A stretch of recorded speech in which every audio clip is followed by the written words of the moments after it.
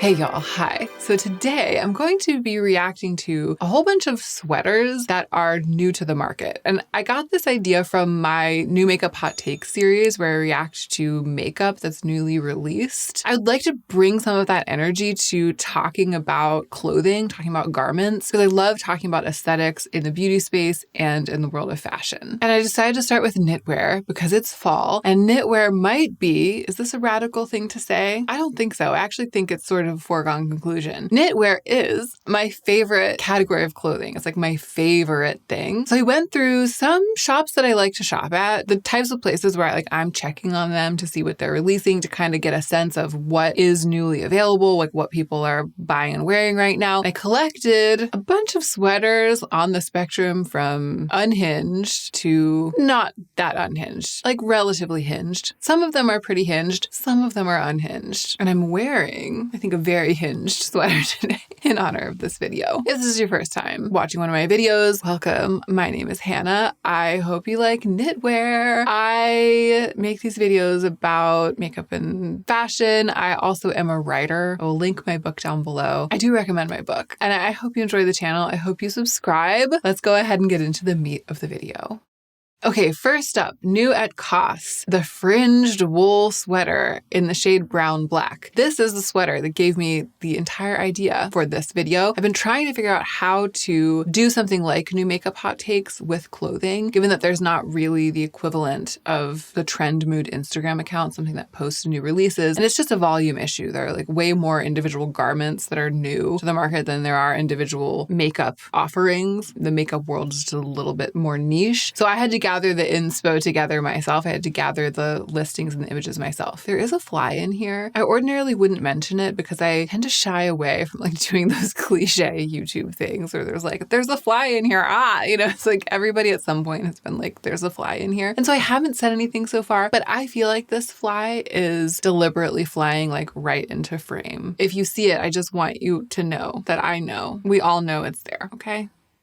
And I want the fly to know. Anyway, I saw this sweater and I was like, the eye roll that I'm giving here alone in my home is the kind of eye roll that would be appropriate on a new sweaters hot takes. And then I was like, aha, here's how I feel about this. It has everything that I love in a knit. It is oversized. It has texture. It is in a neutral color. It is in a dark brown color, which is right now the color. It's a little bit absurd. It is taking it a little too far in one direction. This is still the list of the things that I like. It is simple in color, but dramatic in silhouette. Those are all the things that I like. And you would think that it would add up to a covetable sweater. Oh, it's wool. Is this true? Let's find out. It's 95% wool and then it has a little bit of polyamide in it, which I actually think in this case is probably good for structural integrity and longevity. I prefer 100% wool in general, but sometimes a drop of something else can help it retain its shape. And something like this is all about shape. It has everything going for it, and yet it's just not working for me. There's something about the balance. It's too much fringe. It's too much fringe and it's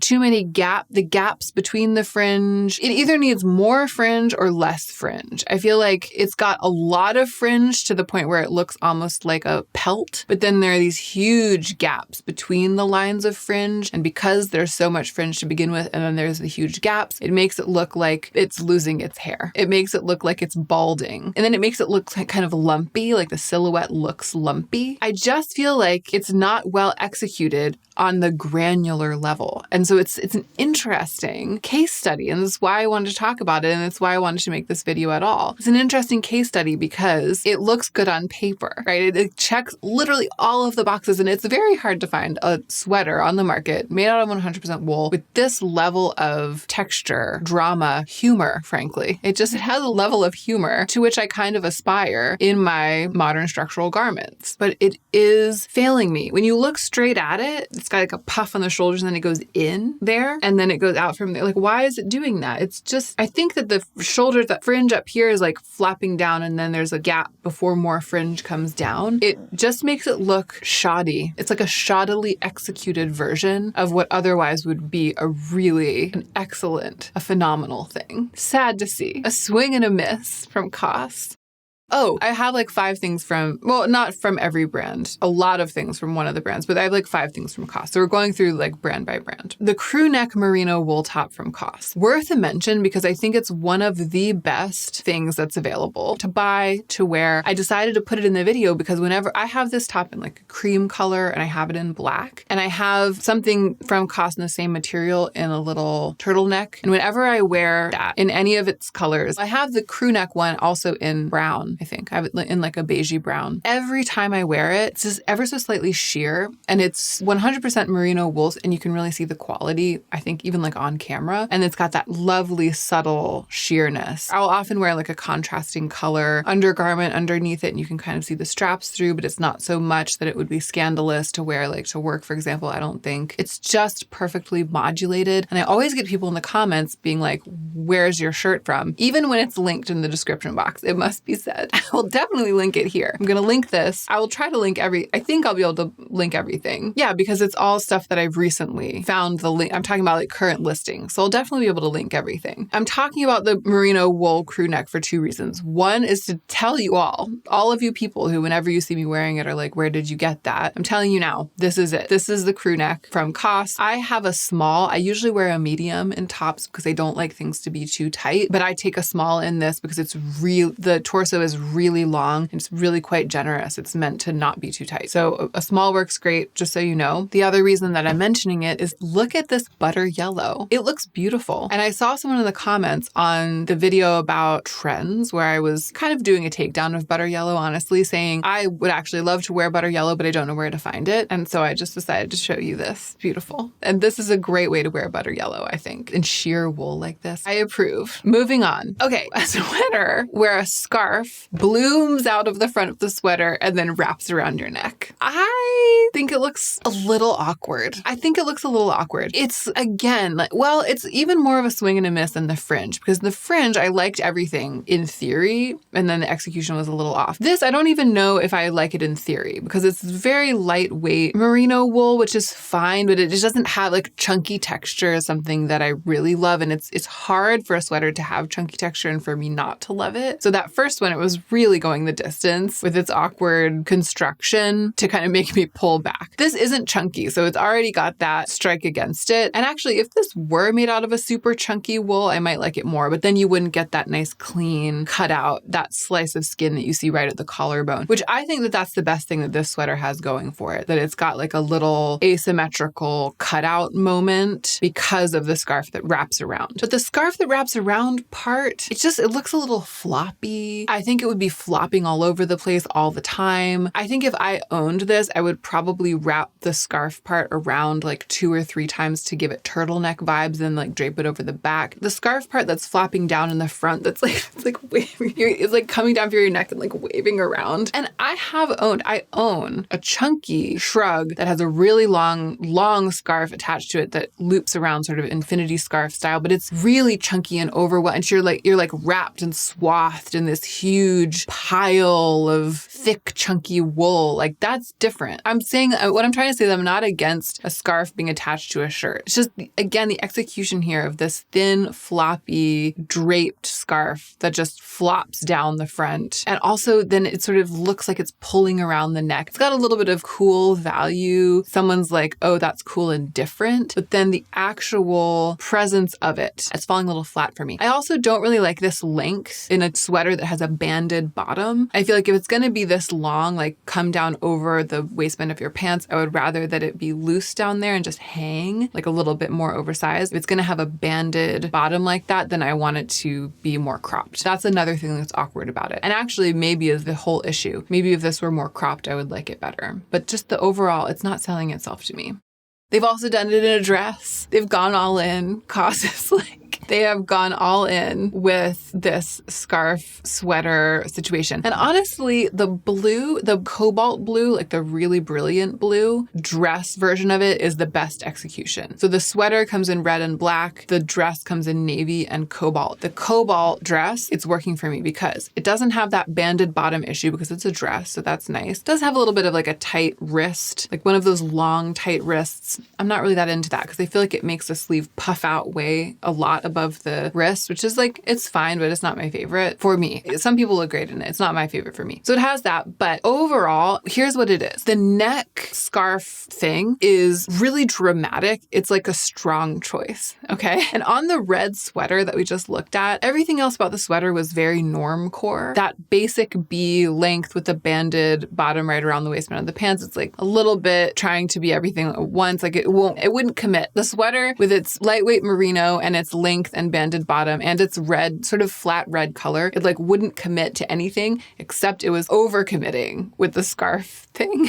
You know what I mean? So it had this really one strong choice and then all of these like medium choices. This blue dress, however, has another really strong choice, which is the color. The color is like making the fabric work. It's making the fabric look creamy. It's making the fabric make sense. And it's balancing out the strong choice of the neck detail. So sometimes one choice, like one aspect of styling in a single garment, if it's too much and all the rest of the garment is a little bit ho-hum, it's like unbalanced and it overwhelms itself. And in that case, the garment needs like another really, really strong, punchy styling choice. For example, like a brilliant cobalt blue to make it seem like it's balanced. I actually think this dress is beautiful. It's working. What I just said, by the way, works for whole outfits as well. Not just the designing of a single garment, but the styling of an entire outfit.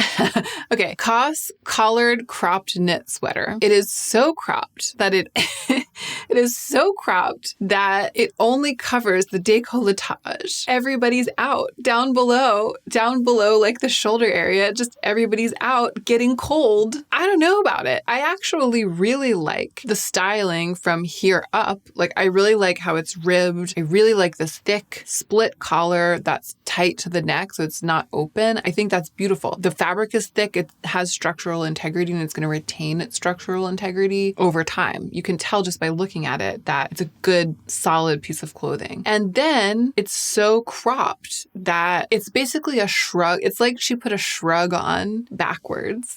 Like that's what it looks like. And once again, it's like they've made this choice, just like the red sweater with the scarf attached to it. They've made a choice in the name of being a little bit avant-garde, which is like, that's what COS's deal is. And that's why I love them. Okay. That's why I love them. And also because they tend to use quality materials like 100% wool. See what this is made of. Yeah, this is like a wool cotton blend. I bet it feels amazing. I bet it is amazing in person until you put it on and it only comes down to here. And you're just like, if underneath it she were wearing like one of those bandage dresses or something that really made sense of the crop not covering the bosom. If you wore it over something where it really was like showing off everything below it, that would kind of make sense. But in this image, she's just wearing it over a t-shirt and it frankly looks weird. I do not feel that it is working. It looks like something went wrong. Ooh, here's something I love, but why? Why do I love this? Lace stitch short sleeved cardigan. I don't tend to love a cardigan. I don't tend to love navy. I tend to love things that are black. I don't really like preppy styling all that much. It's the opposite of the first one, the chunky one with all of the fringe. This looks terrible on paper to me, but I want it. I would love wearing it. I think it would work with my outfits. Oh, it's 85% rayon, 15% polyester. That is sad. I mean, rayon is a nice, breathable, natural fabric, but it's probably a little bit scratchy. It doesn't have the kind of warmth and integrity that I was imagining. I was imagining it was wool. It's part of a matched set, a skirt with like a fishtail bottom made out of the same fabric. That's kind of cute, but I would like the top as like a building block of another outfit. There's just something about it, how incredibly sheer it is. This is what I think it is. It's extremely sheer. Like you can see straight through it. It's not just semi-sheer like the wool top that I like. You can see straight through it. She's wearing like a bra top or a bralette. If you were just wearing like a bra with it, you would just be like, someone would look at you. They'd just be looking at your bra. You're just looking at the underwear. That's sexy. So that, I love that. But it's sort of formal. The styling is kind of formal. It's got it's demure. The styling is demure. It's not short sleeved, right? The sleeves come down to the elbow. It's got a collar. It's got a placket. It's got this kind of unusual looking weave. Like it's not a normal type of lace. It looks very designer actually to me. It looks like Gucci or Prada or something like that. I think that's part of why I'm attracted to it. It looks like one of those gems, one of those like COS gems that you come across once in a while. And it does seem like they went a little bit out of their wheelhouse because they went into this preppy space with it. It's just balanced. It's balanced, it's giving, and I kind of want it against all odds. Okay, the last thing from COS, a circle, a sweater that's a circle. I don't like it. It looks sloppy to me. It's also sheer, and you know I love a sheer garment. It's 100% rayon. I think that that's the issue. You can like see in the image that the fabric, it's like a knit, but it has that slightly uncozy, like slippery, cold feeling that you just don't want in the winter. Wouldn't keep you as warm as you might want it to keep you. I feel like they put this into production sort of based on the concept. They didn't field test it, right? They didn't have anyone wear it around and report back. It's the kind of thing I could see somebody seeing and being like, oh, that's so cool and different. And I'm really cool and different. So I'm going to get it because I like stuff like that. And then getting it and being like, but every time I wear it, it just feels a little bit like it's not quite living up to the dream that I thought that it would be, or that my life would be when I wore it. But it's sold out in 2 sizes. Seems like the people are eating it up with a spoon. Okay, let's move on to talk about OZMA. I just picked 2 things. This sweater is also from OZMA. I went through, I was thinking like, what's the knitwear that I loved the most last winter?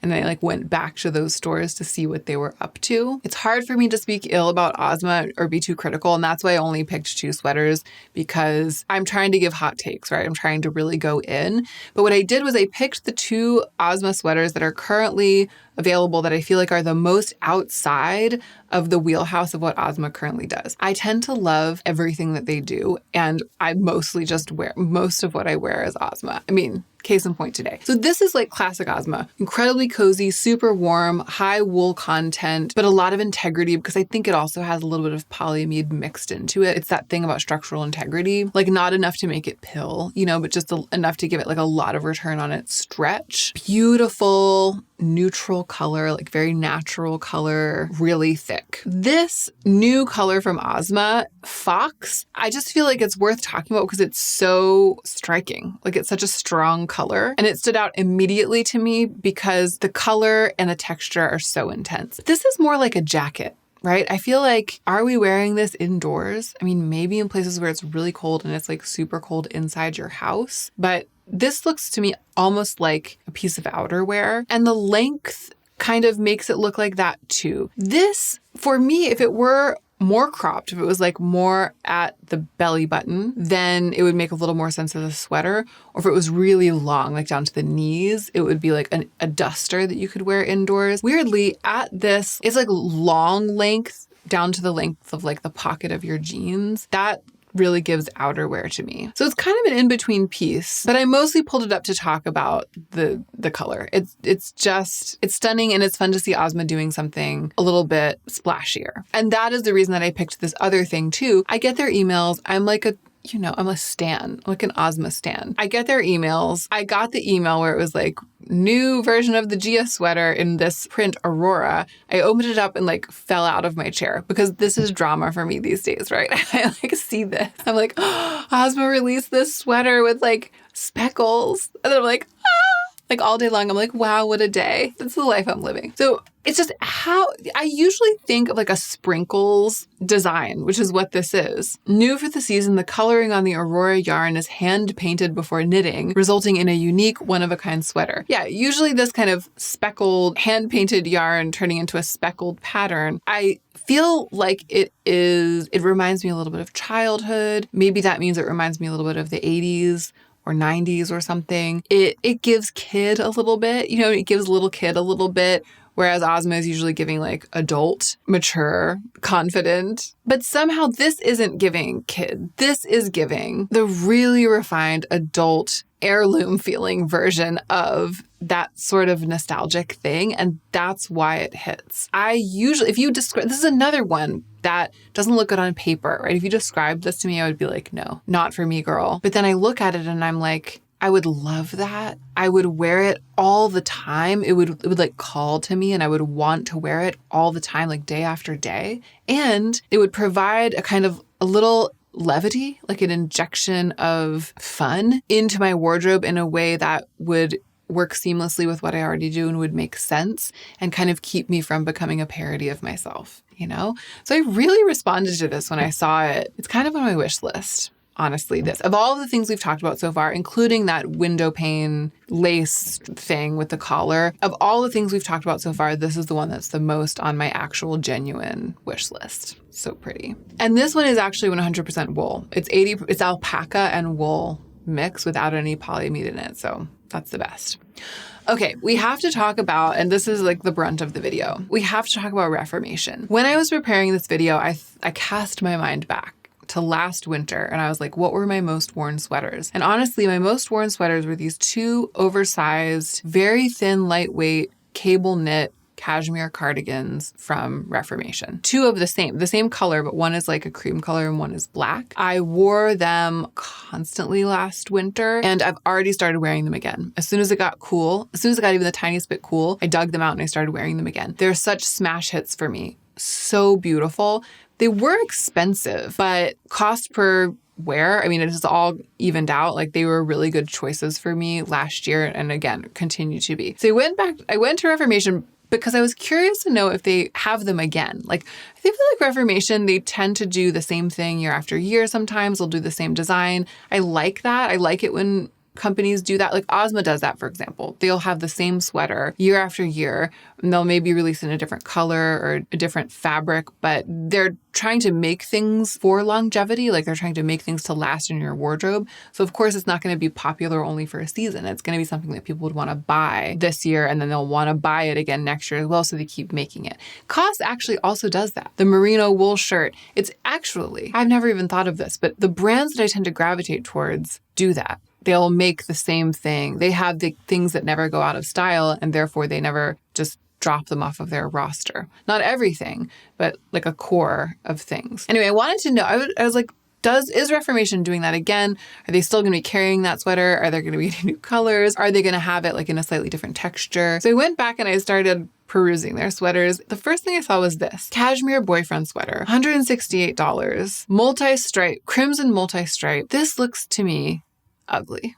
And I try to leave room for like people to like different things. I'm not saying this woman looks ugly or that you look ugly if you have a sweater like this and you wear it, or that yours is. And maybe in person it's beautiful. It's just, it looks like it was a great $5 find at a thrift shop, and it has that kind of je ne sais quoi of ugly stylishness. You know, like it looks great if it was $5 at a thrift shop. If it's really vintage and it really didn't cost that much, it looks amazing and you look so cool. And that is what she looks like in these images. But then knowing that it's brand new and it's $168, and I don't think this is made from dead stock fabric. I think that it's made out of recycled cashmere, but that they created this print, but they made it look like it's made out of dead stock fabric, which is fine. It's like, that's the vibe of Reformation. That's the history of the brand. That's their gig. It's just, it brought me up short because I started scrolling and I was like, that's unattractive to me. Like the print just is, it's so vintage looking, so boyfriend sweater looking that it's like a parody of itself. And I had to mention it. And then I started going down the rabbit hole with Reformation sweaters. So much of what they're making really does look like it came from a thrift shop. My cousin, who's like 22, has been living with us for a couple of months. This is the kind of stuff she thrifts. Like this is like her thrift shop crack. Like when she finds this, like a turtleneck, a mock neck, sleeveless mini dress that's so short that you can like kind of see her butt cheeks hanging out the bottom. And it's like cashmere. It barely exists, right? It's just like a little slip of a thing. And I feel like that's a very casual thing. And it's something that you wear to go out. It's cute. I mean, it's beautiful. A person can look really cute and beautiful in it. I'm not saying it doesn't look good. It's just like, this one's $300 at Reformation. So that it just doesn't align, right? This makes sense to me as something that you found, again, at the thrift shop. That's actually something that's actually vintage. But it doesn't really make sense to me at this price point. Am I old?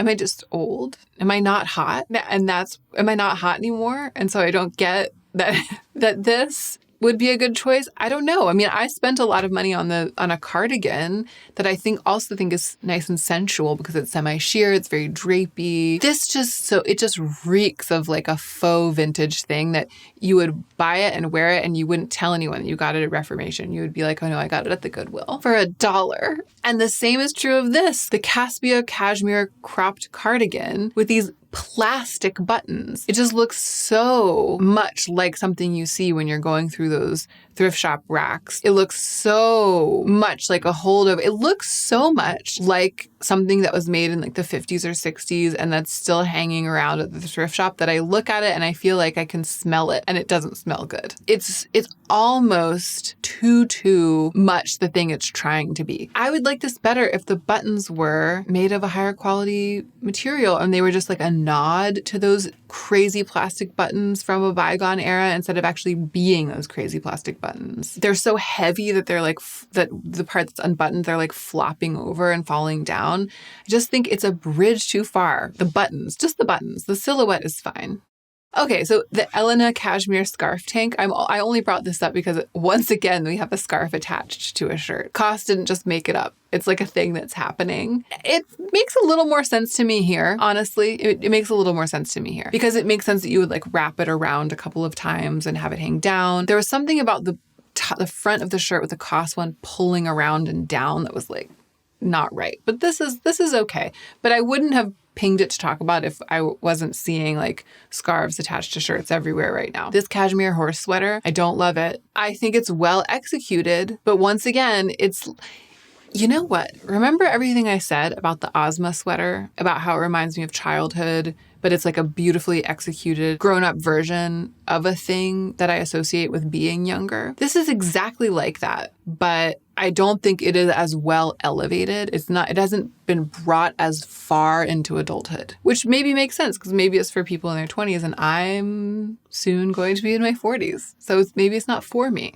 It does look beautiful. It's just, I saw it and I was like, no. Okay, the Nara cashmere sweater dress. I pulled up only to say, doesn't this model look beautiful? The styling is so good in this. The earrings, this is inspiring. Like this is the kind of thing I put on my Pinterest board, even though I probably wouldn't wear a sleeveless cashmere dress, button-down dress, but I like this dress.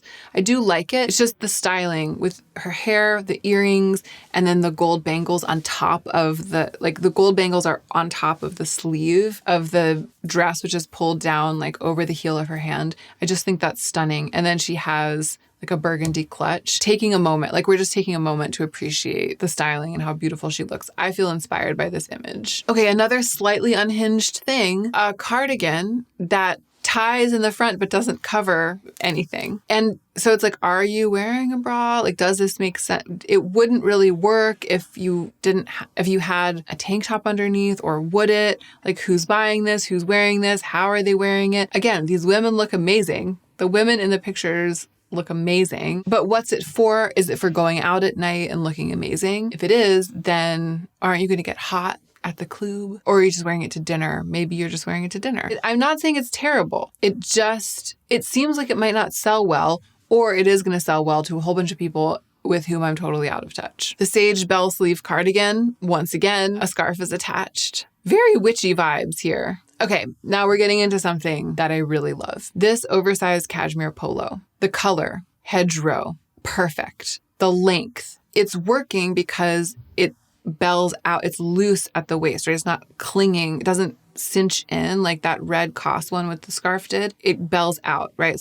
So it's draping out. It's oversized. The sleeves are clearly really oversized. They come down over this model's hands and she's definitely tall. The drape is perfect. I love the collar. I love the deep V. I love a deep V. This is just checking all of my boxes. And yet, I have this question about an oversized open neck polo. Doesn't this happen, right? It's like, tell me if you've owned one. How do you keep this from happening? How do you keep it from sliding back and the deep V from like riding all the way up? For some reason, even though I have a lot of shirts and sweaters that have deep Vs and that doesn't really happen, for some reason, I feel like with a polo, it would. I wonder if it's because there's this collar that's like heavier in the back and on the sides of the shoulders than in the front.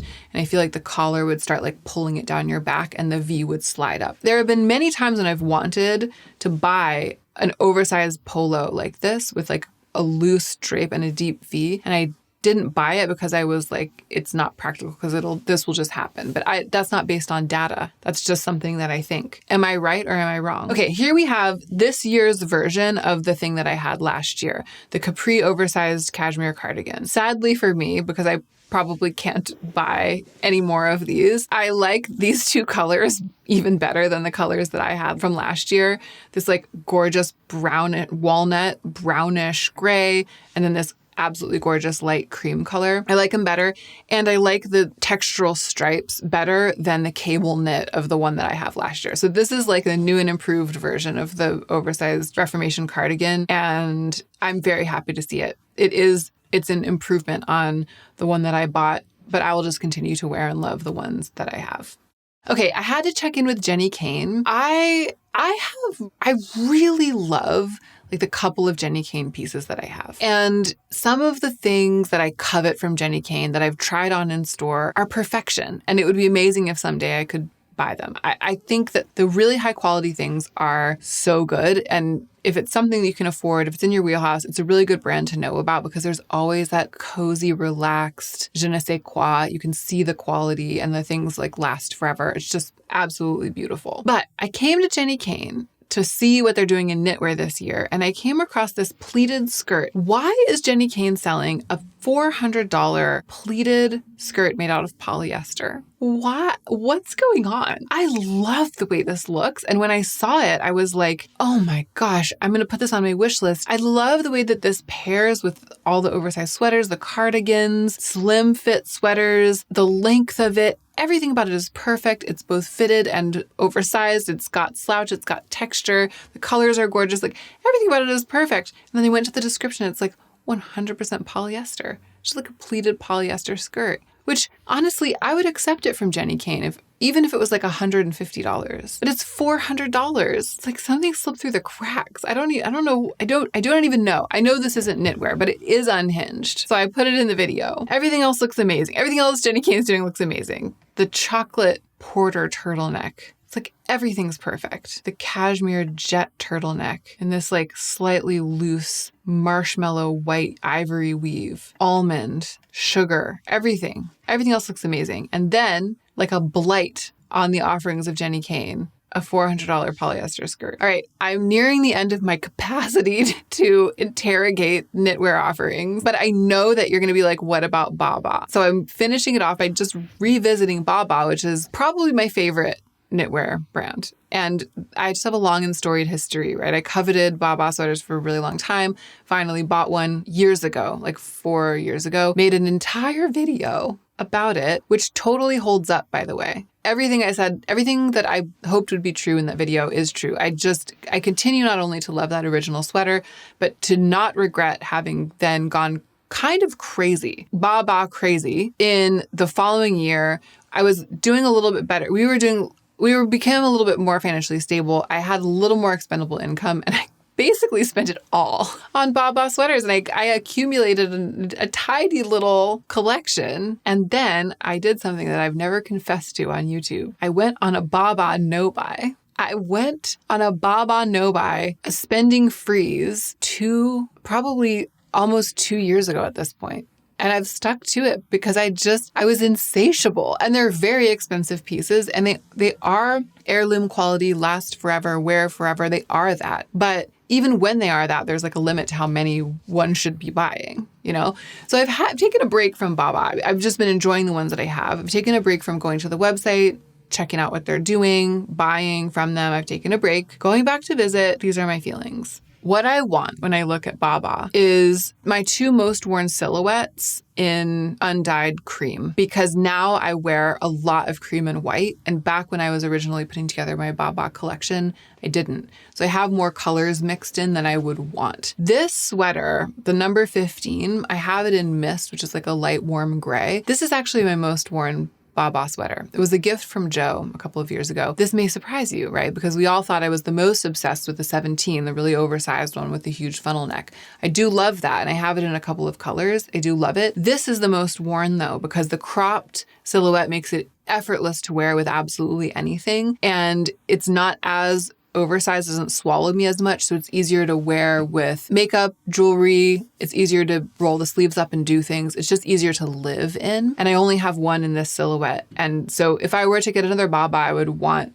another one in this silhouette, and I would love to have it in this cream color. So this is the top of my BABAA wish list right now. And then on the oversized front, they've come out with another, the 67. It's similar to the 17, but it's like got really voluminous sleeves and is even floppier and softer. I really like this shape. I actually have the very brilliant blue that I have, the Winter Skies sweater, is actually this silhouette. And I think I like it even more than the 17. So, you know, in my wildest dreams someday, I would love to have this one in cream too, but it's not something that I need. It's just, it was interesting going to the site. I still love what they're doing. Everything is perfect. And I was like, all I want is another Jumper 15 in natural. All right. I'm going to go. I feel I can hear my child crying. I hope you can't hear him, but this is yet another reason why I'm going to wrap this up. I feel like this was an unqualified success. I do feel like the new Makeup Hot Takes vibrations emerged. I was able to find pieces that brought out that side of me and really dig into the details of what I feel makes a piece of knitwear work through the lens of talking about these specific ones. So what should we do next? Should we do like winter boots, winter coats that are currently on the market, pants? Like what should I do next? Because I feel like I can do this now. It's like a new type of video unlocked. Let me know in the comments, and don't forget to take extra good care of yourself so that you can be the most effective